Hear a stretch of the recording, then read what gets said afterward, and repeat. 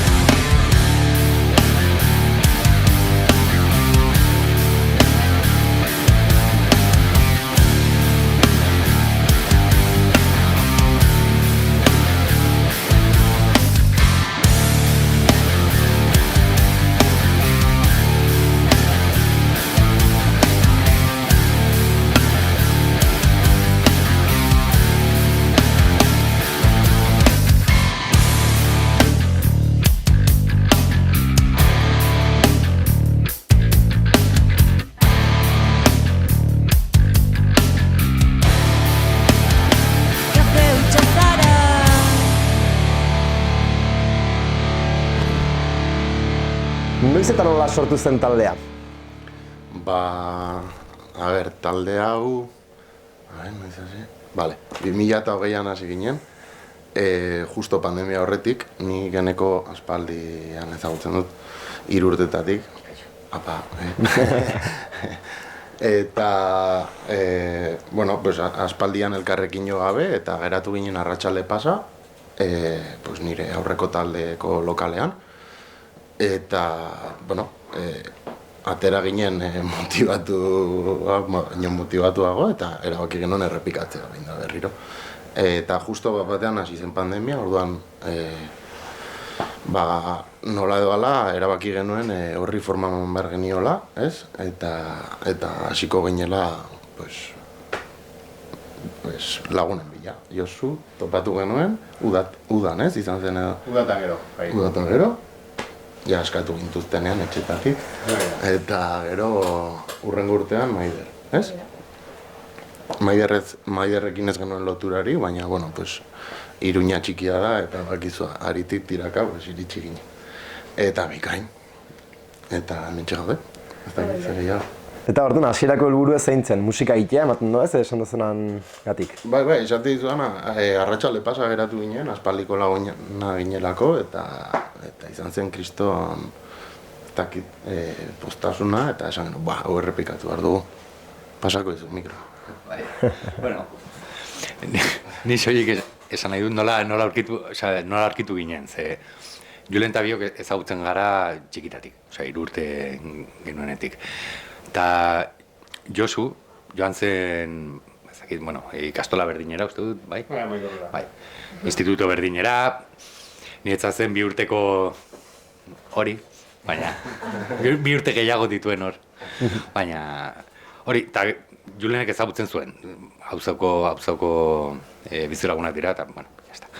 Baina, Maider, ze, behin irua geundenean, hasi ginen abeslaria bilatzen, eta ez genekien, zer nahi genuen, ze bakoitza musika gustu bat dauka, eta, bueno, daukagu gauza asko, aman komunean baita, baina, eta, ez dakit, genituen buruan hainbat pertsona, ez?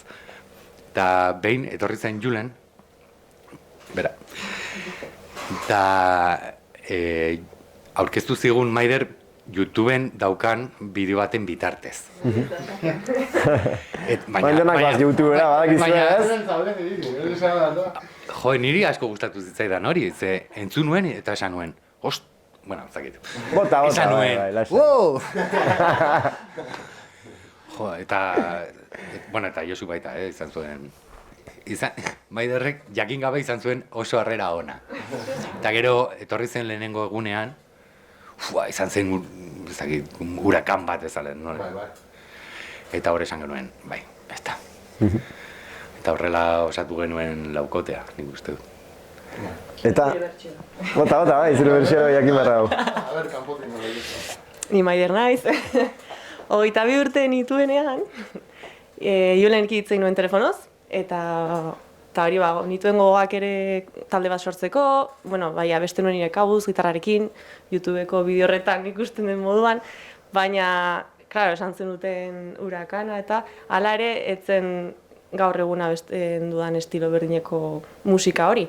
Bueno, ezakit, ez dut inoiz definitu nire estiloa, baina, bueno, esan nuen probatuko dut, Julenek esan zidar rock estiloko taldea sortu nahi zutela, eta ni beti gustatu izan zait rocka, eta, bueno, hori, etorri nintzen lokalera, eta hemen zaharragoekin topatu nintzen. Oso ondo, bai. Eta zea dintarte duzu da, gutxi gora bera?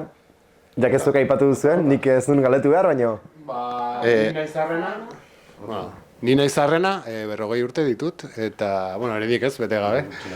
Zuek 3 gutxiago? Eta berak hori. Zuekin? 10 urteko tartea. 10 eta maio. Hori da. 50. Eta hasi zineten bertsioak jotzen, talde gehienak hasten dien bezala, edo jazuen kantakiteko asmoakin hasi zineten? Genuen bertsioren bat. Muse jotzen genuen, zer gehiago, Royal Blues, gero Maider sartu zenean Zea Maiz, baina hala ere, genituen, bueno, nik gutxienez, sartu nintzenean, zeuden 3 edo 4 abesti, ezakit. Bai, ez? 4 edo 5, agian, bueno, ezakit. Orduan, pixkat uste izan zela gehiago gure abestiak sortu, eta gero bertsioren bat pixkat betetzeko entsaio hartzen bestela hasieran. Baina hasieratik asmoa zen hori, ez da zuen musika sortzea eta... Bai, gure musika sortzea, bai. Urte asko daramatzagu bertsioak egiten eta... Azken. Hor, Julen? Estela zentzako. Bale, ez haitu da, nik uste. Ezin maz, pixka zarra garen ez urte asko daramatzagula guztien abestiak jotzen, eta azkenean nahi genuen geurea egin. Bai, lehen aipatu dudan lehenengo egun horretan, atera ginen ja lehenengo egunean abesti bat ia osorik egina. Gero ateratzen lehenengo egunean. Etorri nintzenak jala 5 eginak zen. Bai, Bai, pandemia hasi aurretik izan genituen 5 paseien txaio, eta genituen ja abesti bat bukatuta eta beste 2 erdizka. Duta bion artean. Eta horregatik izan zen taldea sortzearena, esan genuelako, Zer razateratzen dira. Bai. Baina gero ja. Gero ja komplikatzen gata, gero eta garbigo dauku zer nahi duen, orduan zaio da, ez da?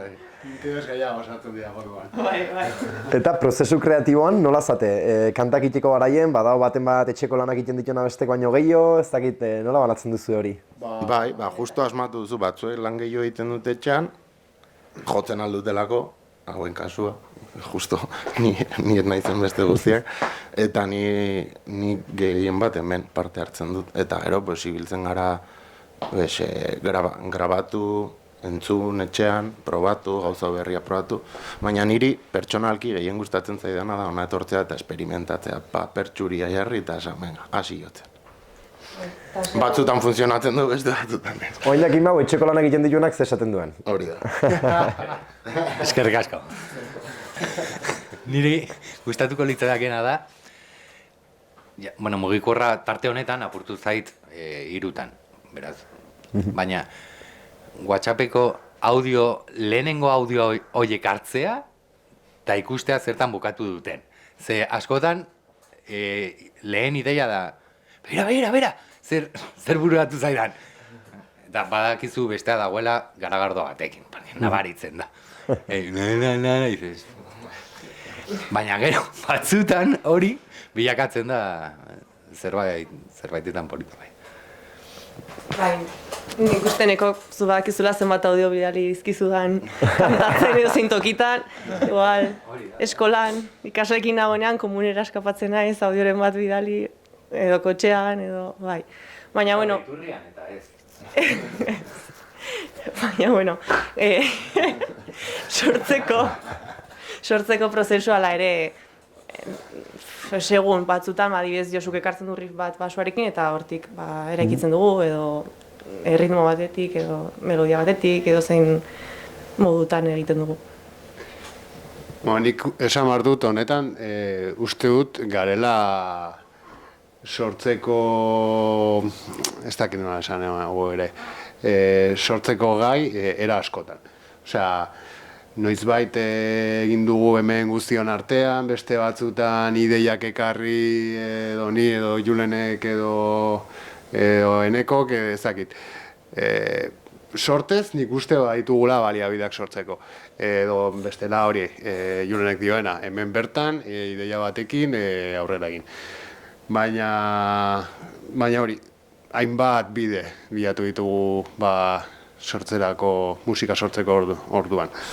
Eta zeren referentzik topatu dezazkegu zuen musikan? Seguro bakoitze daukezuela zuen, nola esan boix, referentzi altasune? Zure adibidez? Nire adibidez, pixkat agian naiz ilunena, gustatzen zait metal iluna, Julenekin batera, uste Julen eta bio galea nahiko antzekoak horretan, Gojira, Ginger, olako taldeak, eta gero agian Eneko eta Maider dira rockeroagoak edo ez dakit nola esan. Ez, osea... Bai, Justin Bieber...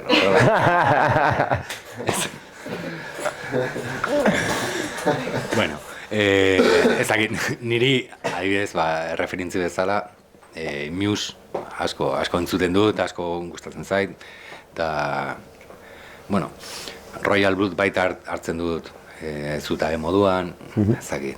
Piskat baita, guztia bezala, garatzen zoaz. Eta agian, ezakit, urte berberean, depende, hartzen duzu hilabete batzutan, talde bat referentzi bezala, sartzen zara eta entzuten duzu bere diska guztiak, eta ezakit, hortik 6 hilabeteran azkatu zara eta hasten zara beste batekin, eta horrela. Eta hor dago baita gure aberastasuna, nik uste dut, bai, bakoitza daukan gustuan, baina baita ere, ez dakit, musika asko entzuten dugula. Jota, bai. Referentziak ez? Nik uste nina izela desberdinena, bai, roka gustatzen zait, Euskal Herriko rock taldeak ditute referente, eta hala ere, agian murgildutago nago ere igual popan edo, bueno, gaurko musika modernoan, baita ere estatu batuetatik etortzen den pues, soul blues eta bestelako estiloak. Baina, bueno, hala ere hori, enekok esan duen arira, pues, aberastasun horrek egiten du pues, gure artean ulertzea, elkar ulertzea, eta, bueno, pues, soinu desberdinak edo berriak topatzea ere gure artean. Osongi, eta letrak iteko garaien, nor da... Nik barkatu. Bota? Irezik esan markatu, bai. Bota, bai. Bai, galdetu iguzu gure, bueno...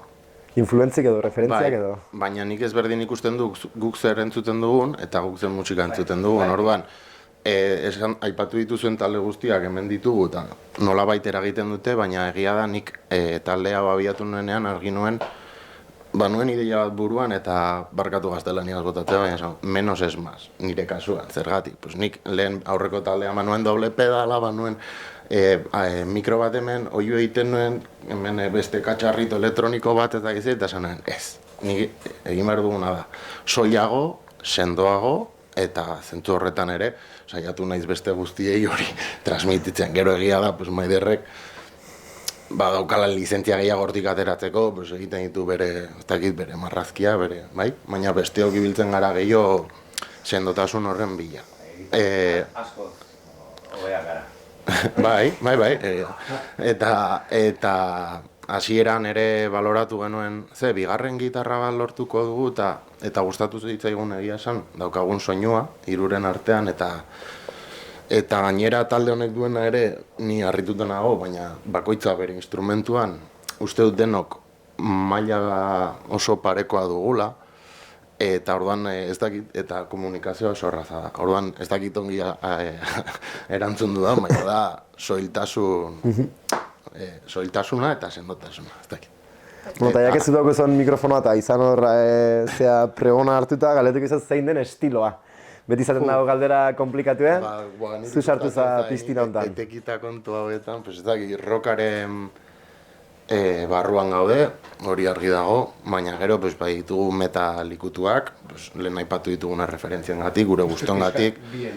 Bai, gero ere, segun ze abesti entzuten duzu, badoa ere soul, zera horretara, badugu beste abesti bat, gehiago Rage Against the Machinen estilokoa adibidez, hori igual ezberdinena da, baina da raperoagoa. Hori da, ilunagoak, beste batzuk, ez dakit, ateratzen zaiguna, baina egia da, entzuten duzula diskoa eta osotasun badagoela. Baina, eta gero nire zera, hau ez dakit, estilo kontua, baina niri beti gustatu izan zait, ritmoarekin ez egotea betiko tutupa horretan. Egin behar bada egiten dugu, baina gustatzen zaigu, ez dakit, bestelako ritmoak egitea, 6-zortzikoak, laulakoak, 3-laukoak, 7-zortzikoak, olakoak. Saiatzen gara tarteka olakoak egiten. Hori nire aldetik. Eta ez dakit, eta letrak, pasako dio artistari. Edo estiloa. Bai, letrana, bai. Ez, bueno, nik uste ohikoa dela ere gaur egun topatzea musika estilo ugari egiten dituzten taldeak, uztartzen dituzten taldeak. Osea, naiz eta guk ez izan estilo bakarra edo batzutan galdetzen digute, ez estilo egiten duzu, izan barruzu erantzun bakarra, igual ez, ditugu denetarik hemen hori. Ta letrak, bueno, nekok ere esango duzu zer letren inguruan, baina, bueno, hasieran, letrak egiterako orduan, nire ateratzen zedana da melodiarekin batera letra egitea, baina, klaro, hauekin topatu nintzenean, haiek zituzten lapa bosta abesti egina, instrumentalki eta horren gainean sortu behar nuen letra bat, non instrumental horiek bazuten izaera bat edo, adibidez, aserrea edo eragozten dituzten melodia horiek, horren gainean letra bat pentsatu behar duzu horren inguruan, eta pertsonalki nire gustatzen zaidana da nire bizi esperientziak edo kontatzea modu oso metaforiko batean. Eta hori, Eneko, zuk? Zer dira? Egiten ez dut, esateko, ni orokorrean konposatzen dudanean errazagoa egiten zait. Bueno, lehenengo, ez dakit, depende, baina melodia, orokorrean da melodia egitea ezagit errazagoa, intuitiboagoa egiten zait, hori lehenengo egitea, eta behin musika nahiko osatuta dagoela, melodia ere dagoela, horrek, ezagit, sentimendu edo egoera batzutara edo oroitzapen batzutara eramaten nau edo beste batzuetara, eta horren arabera ere eketzen ditut letrak, nik. Baina, eta garrantzi asko ematen dizkiot baita hitzei. Baina niretzat hori izan ohi da azkenengo atala.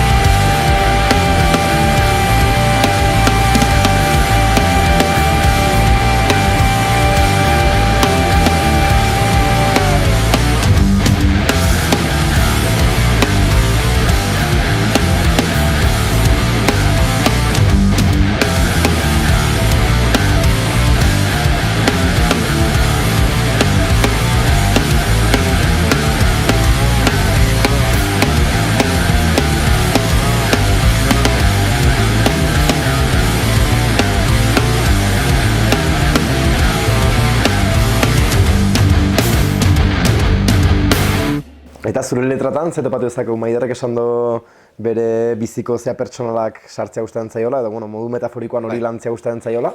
Bueno, hori izan zen, laboreon artean, hitz egin genuen gai nagusi bat. Zeri buruz hitz egin bar genuen abestietan, ze... horrek baita definitzen du pixka taldea, ez? Eta Maiderrek esan duen moduan, ez dakit,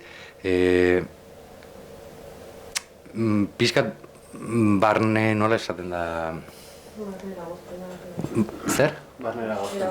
Bai, barne eragozpenei buruz hitz egitea, ni orokorrean, bueno, ez dakit, oso haserre bizi naizen edo ez, baina orokorrean haserrea sustatzen nauten gauzen inguruan hitz egiten du.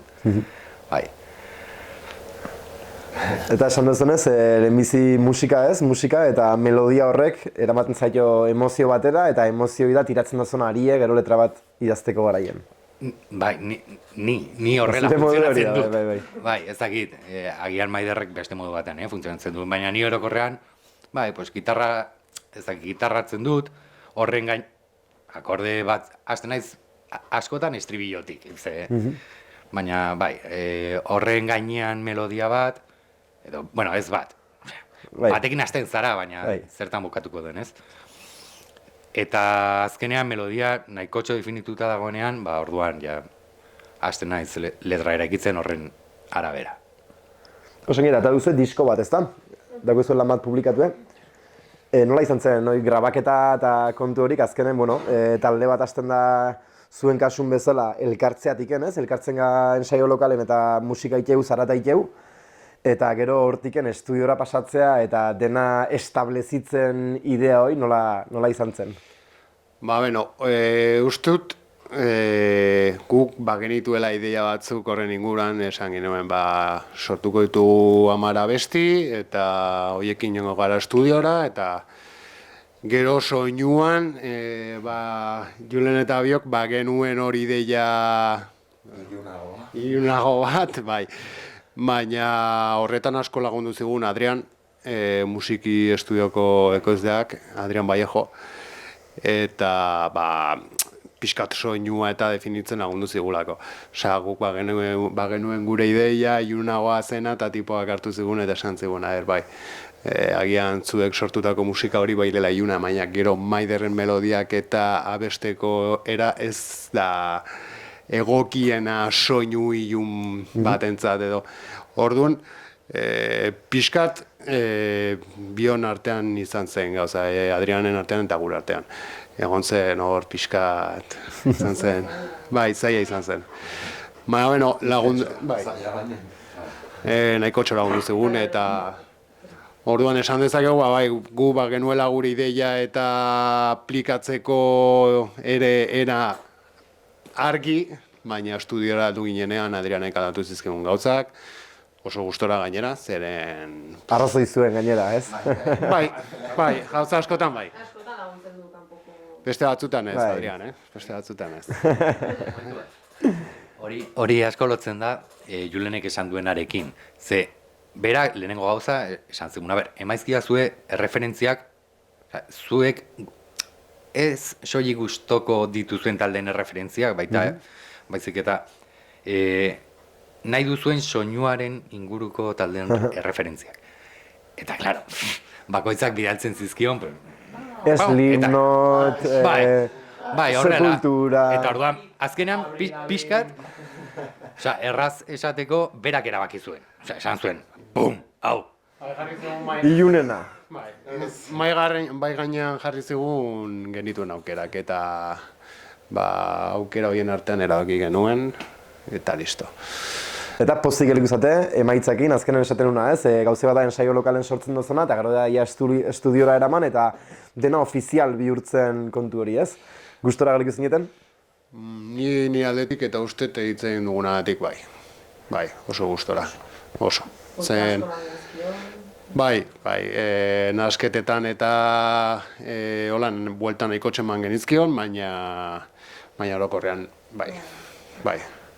Songi, eta esango zinukea, kontzertu batzuk jo dikuzu ez da, 2020an hasi zineten, geroztik zenba kontzertu, hauek dira kontzertu guztiak? Bai, zeren... Ia guztiak. Denak, ez? Baina hori hasi egiten gero Aha. Baina honek gero dintzituen.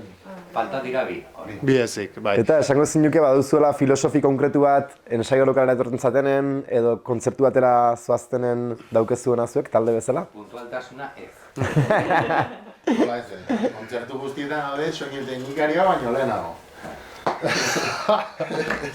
Bai, ez da hor barnean, Bai, Bai. Zazpitan, entenizten gara ziterri. Bai, kontzertuetan bai. Baina, bueno, filosofia hola konkretu bezala, ez. Disfrutatzen. Bai, disfrutatu. Bueno, nahiko Pasa filosofia eta- gotzoloa da bai. Bai, bai. Hasieran gainera nahi duguna da hori, hemendik Hartu nahi Hasieran batez ere nahi duguna da hemendik kanpo jotzea, ba hori, pues, beste tokietatik deitzea eta bizkat hori. Hainbat belarritara iristea, orduan, pues, ateratzen gara oso motivatuta hemendik eta ez daukagu helburu finkorik, ezik eta disfrutatzea eta gozatzea azken tokian. Bai, estu guztia. Eta, bueno, non saiatzen duzue? Hau izaten da askotan bai galdera klabetako bat. Non saiatzen duzue? Non, hemen, izan. Izan. Eta ensaio lokalak dira publikoak, ordaintzen duzue, nola funtzionatzen du horrek? Bai, ordaintzen dugu bai. Baina, bueno, Leku pribatu bat da. Leku pribatua da. Hor leku pribatu. Ah, bale. Esan bara, hitza edo, bueno, Hitza. Hitza. hitza ba, sortu zutela Barainaingo bi edo hiru musika talden artean. Ordua, ba ustet ez duela ezakit, etekin edo ateatzeko filosofia hori. Gehiago sortu zuten lehendabizi beraiek leku bat izateko, baina gero beste talde batzu ireki zuten orduan. Ezakit, ez da pribatua, bueno, pribatua gai dela, baina ez etekinak ateratzeko ideiarekin. Oso ongi, eta zailtasunik, bide honetan topatu duzuen zailtasunik, ja 4 urte bazoaztela, seguro badela hor zerbait. Beira, hori azteko, pandemia. Hori izan zen lehena. Ja, aipatu dudana. Gero ere, lokal aldaketa izan dugu tarteko, beste lehen Larragetan, ibiltzen ginen hor baude lokal batzuk. Ja ez joan, hasiera batean bikaina zen, talde pila pasaira hortik, ez dakit barrikada, marea horietako baten bai pasa ziren, eta garai batean lepo zegoen, baina egun ez dute bat ere zaintzen, eta gu ere joan ginen, eta ez dakit ja talde erik geratzen den. Pues hori izan zen zailtasuna, baina azkenen hemen lortu genuen, eta ez dakit gehiago izan dugun bidean. Gehiago entsaiatzeko aukera edo, osea, estean behin txatzen dugu eta igual batzutan esan dugula, elkartu gaitezken bitan edo, baina bueno, bakoitzaren bizitzek baldintzatzen dute. Elkartzea ba nahiko, ja. Bai, nahi asko iruditzen zait, hasten behin saiatzen bali baduzu beti, asko da. Eta zerek motibatzen dizue segitzea honera etortzen, kantak konposatzen, zuen etxen bueltak ematen, osea, azkenen hor badago gastu bat, bateristak txapak erosten, baketak erosten, gitarristak ere bai, hor beti dago gastua, zerek motibatzen dizue etortzean saio lokalea edo etxen konposatzen? Nik aipatuko nuke ilusio. Ez dakit. Esateko, gaur ensaio, eta noen txeatzera, eta hori hor dagoen bitartean nik jarraituko dut, eta uste dut guztiok, ez?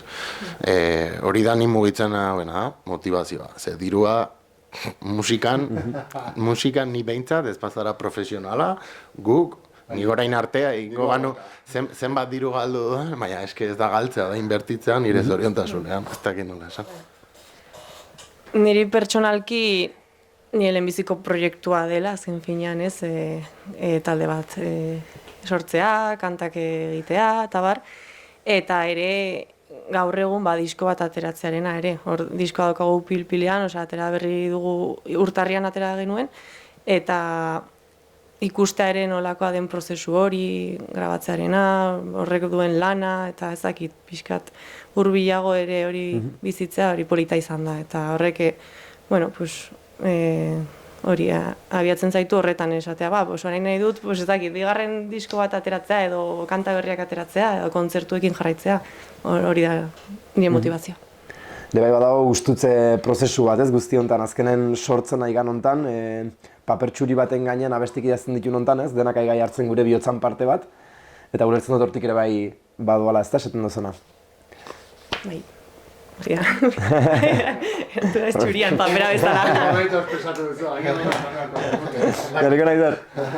Bai, azken pean da erronka bat bezala, ez dakit, pues, bueno, hori nire kasuan, hor idealizatuta nuen zerbait edo nire ametsa zen zerrez hori hartzea edo egia bihurtzea, pues hori, paper txuri hori, betetzea nola baita.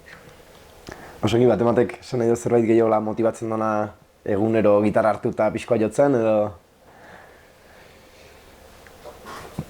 Hombre, ni ere motibatzen hau ona etortzea, pixkat sortu dugun produktua, uste dudalako dela nahiko interesgarria, eta gutxienez nik ez nuen espero, holakorik topatzean, pandemia eta gero, de hecho, esan izun hasieran, uste dut audio horiek bidalezi zenidanean, ez nuen oso gustoko. Baina gero, gutxinaka, eta gero ere laguntasuna. Niri hori gutxienez ere nahikotxo laguntzen dit, pixkat kaina ematea proiektuari edo. Ustute oso garrantzitsua dela hori ere aurrera egiteko. Ez baldin badago, kimika egon daiteke sortzeako orduan, kimika egon daiteke ez dakit zenbat gauzetarako, baina laguntasun hori ez baldin badago, olako proiektua eta aurrera egitea eta sendotzea eta pixkat esitzea zaila da. Eta esango zinuke baduzuela bereizgarri bat beste taldek ez daukeana, edo bueno, zuen talden bereizgarri ezin izan diteken esateko gaiza? Wow. Bai,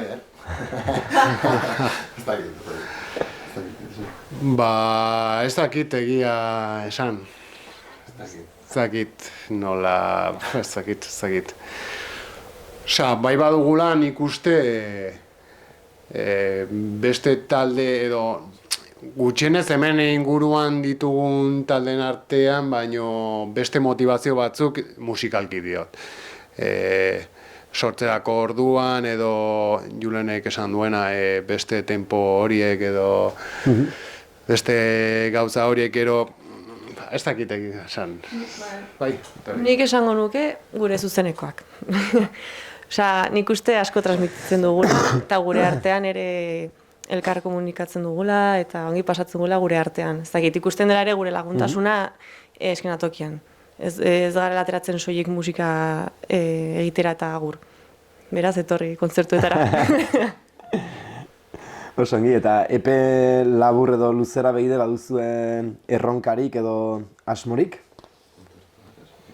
Kontzertuak, bai. Iraiaren 19an Uharteko jaietan, egongo gara, eta urriaren 12an zentralen joko dugu. Momentuz, oiek, bai. Zentral areto txikian, zaitezte emozionatu. Beraz, azkar beteko da, bai, orduan, bai, apuntatu agendet. Eta ez dakit aurrera begira, pues, kontzertu gehiago matea. Eta bigarren diskoa oraindik ez dugu buruan. Pues, sortuko dugu jarraituko dugu sortzen, beti bezala, baina aldi berean kontzertuak egin eta sortu eta gero ikusiko dugu. Eta, leheno Maiderrek aipatu du, baina esango zinukea ametsen bat bete duzuela talde hau martxan jarri, eta azkenen 4 urte dedikatu dizkitzue, denbora asko da, ez? Ezin gauzeri eta ezkio 4 urte etengabe dedikatzen. Esango zinuke ametsik bete duzuenik, edo baduzue tipo, ez dakite, hemen jo nahi du, tipo amets bat talde guztiken konjunto daukezuena? Ni pertsonalki talde hau niretzat ametsa baino izan da sorpresa bat, izan da opari bat, ez nuelako espero. Ni ibili naiz beste talde batzuetan, eta justo bat hil zen edo ja agortzear eta geratu nintzen nola nekiela eta batean hau niretzat izan zen, ez dakit. Bai, izan zen opari bat, hau ja besteek ezakit. Eta uste dut, esango nuke, zuentzat ere opari sorpresa bat izan zen. Bueno, talde bezala, baina San Ferminetan jotzea, nik uste dut hori izan dela helburu polit bat aurkitzea. Eta ezakit, orain gaude pixkat diska aurkeztu ondoren, eta orain arte gu gara bilatzen, jotzeko lekua bilatzen dugunak. Baina Ez dakit, batzutan deitzen gaituz, nire adibidez ilusio handia ematen dit, deitzen gaituztenean gu eskatu gabe. Bai.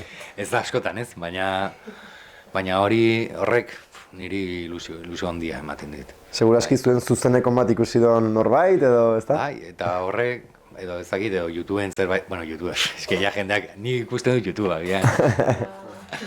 Edo ez dakit, nonbaiten entzun gaituelako, edo... Eta niretzat hori da, ez dela zure ama, bai, badakitzu. Eta zer esango zinukea dela proiektu honek eman dizuen gauzeik onena? Niretzat, bilagun berri. Eta Maider. Zein gelitzen da kanpoan, cuidado. Ni kanpoan, ni lagun zaharra naizelako, ez? Hori ulertu. Bai, justifikatin martxan, hor garbi gelitu barazun. Ba, ez dakit, niretzako itxoin zen galdera. Eman dizon, lausokak eman dizon gauzik onena. Zein Honena, izan diken. uste dut sortu dugun energia eta giroa. Hori niretzako izan da nagusiena. Guztiz musikatik doa hori, ez? Bai. Pertsonala den alderdiak. Hori da.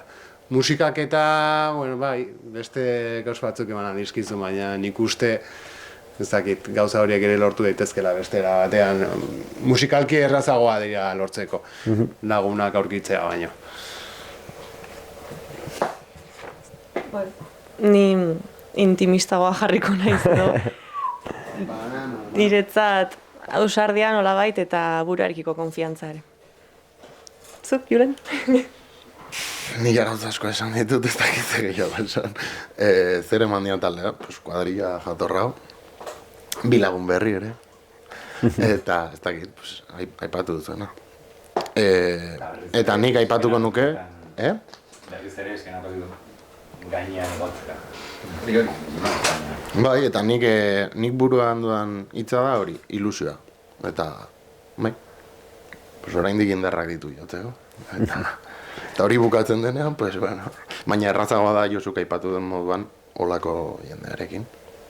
Ez baduzu olakorik proiektu horiek berehala erortzen dira. Oso eta bukatzeko zerbait esan nahi duzuenik, hola esan gabe gelitu duen zerbait? Entzun eta gozatu. Eta etorri ditugun kontzertuetara. Noizen, iraiak 19 eta urriak 12. Así que hori, sare sozialetan egongo dira datak eta lekuak eta orduak. Bikai, eskerrik asko. Zuei. Mila esker.